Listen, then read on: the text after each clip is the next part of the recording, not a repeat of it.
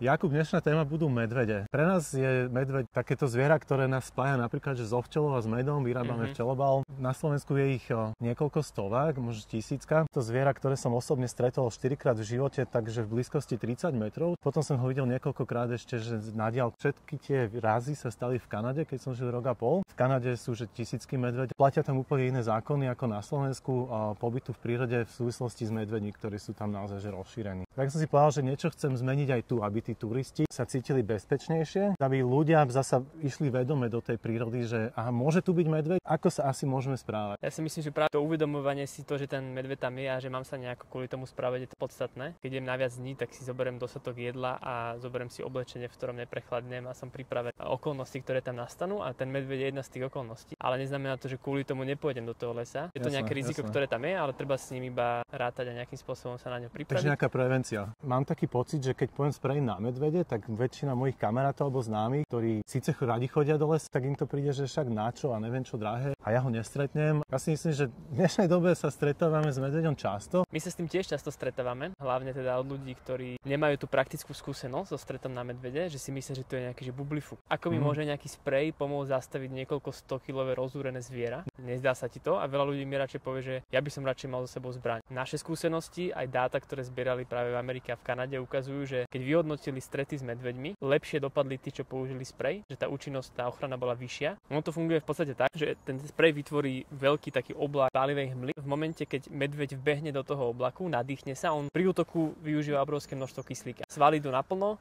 dýcha naplno. On to vdýchne a v tom momente akoby vzniká veľmi prudká reakcia v plúcach, na slízniciach, všade. Ty keď ho strelíš a netrafíš, že extrémne dobre, tak on cíti bolesť, ale akože útočí ďalej, nezastaví ho to. A toto je tak ako keby komplexný účinok na jeho organizmus. Ten útok v podstate zastavuje okamžite. Z môjho pohľadu, čo je rozdiel medzi tým, že strieľať na medveďa a použiť sprej, ten sprej nemá trvalé účinky. Ako náhle strieľaš, tak je to, že buď ty alebo on.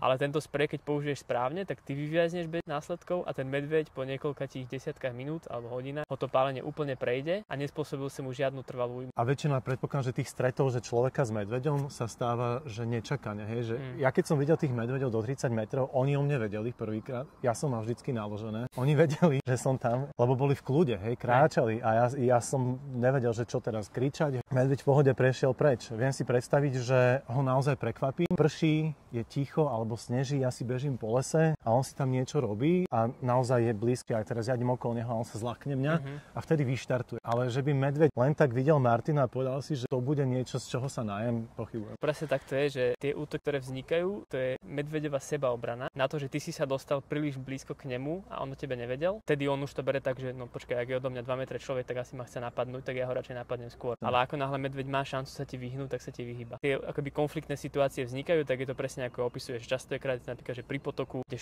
húči voda, medveď ťa nepočuje, alebo je to, že vystrčíš sa spoza skaly a on je z druhej strany skaly, nepočul ťa prichádzať, alebo je to v nejakých hustých kríkoch, mladinách. Nie sú známky o tom ani poznatky o toho, že by medveď na teba útočil ako na korisť. Ak útočí, tak útočí v sebaobrane, lebo sa ťa bojí.